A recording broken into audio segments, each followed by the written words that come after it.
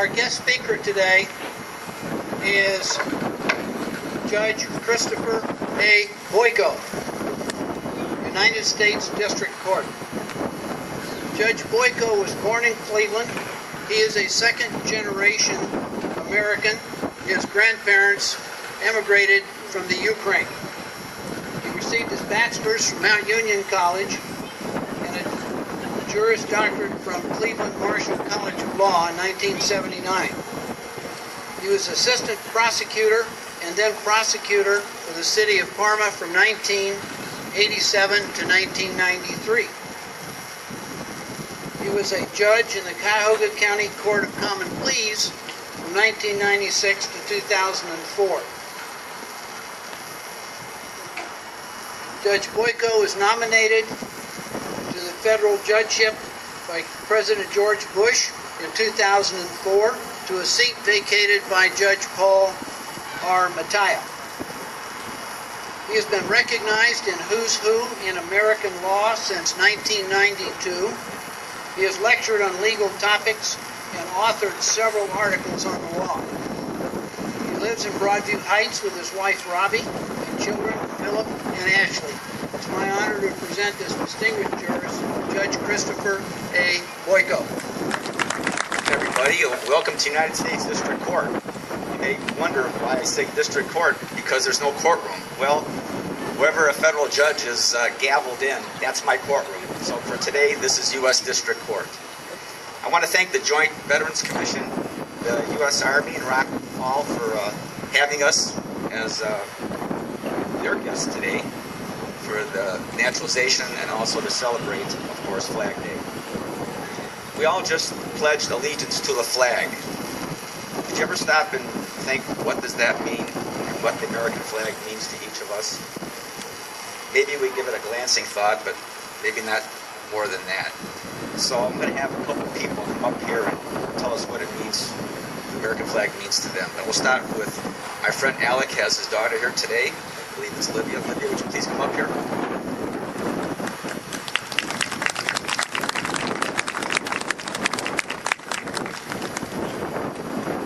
Olivia, I want you to tell these people what the American flag means to you.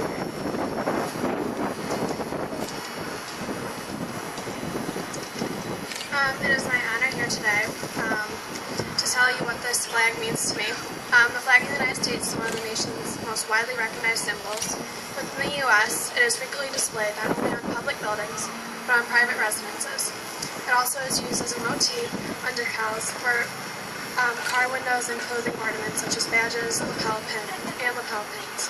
Throughout the world, it is used in public discourse to refer to the U.S. not only as a nation, state government, and a set of policies, but as also a set of ideals. America stands for democracy and justice for all. Our flag is a symbol of our unity and commitment to our shared values.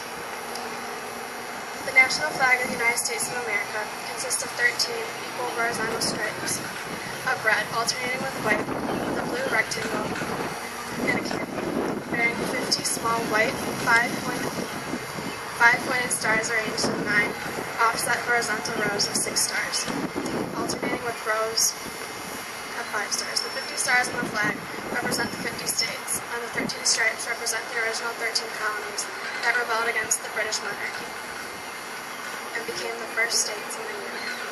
Nicknames for the flag include Stars and Stripes, Old Glory, and the Star-Spangled Banner. This is my flag. Today it becomes yours. Welcome.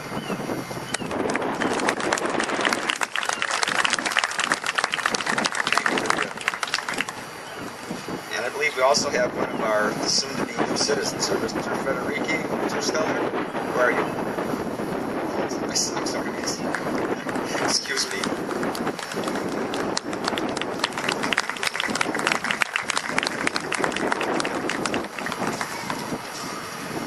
The American flag is the most important symbol of the United States. To me, above all, it represents freedom and liberty for everyone. Thank you.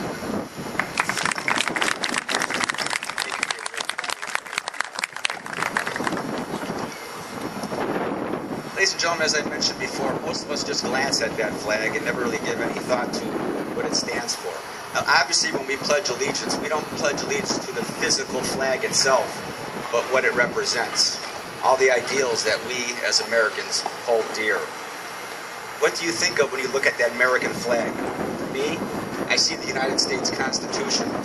I see our military. I think of 9/11. I think of the struggles of everyday citizens. You know, we all glanced at that flag many times. But have you done it for more than 10 seconds? The question is, what do you feel when you look at that flag? If you can't stare at that flag for 10 seconds or longer and feel something, you need to reevaluate what kind of citizen you really are. Because it should bring some kind of goosebump or chill down your spine to think about everything that's gone into that flag and all the sacrifices that have been made up to this point in time and continue to be made every single day. Now we know our military goes into battle wearing a flag. Police and fire have flags too on their uniforms. And when the military goes into battle with that flag, it's telling our enemies, take a good hard look at this. This is what we stand for. This is something you will never be able to defeat.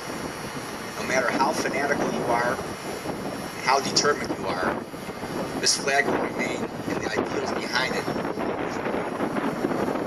Every time a policeman, a firefighter goes on duty,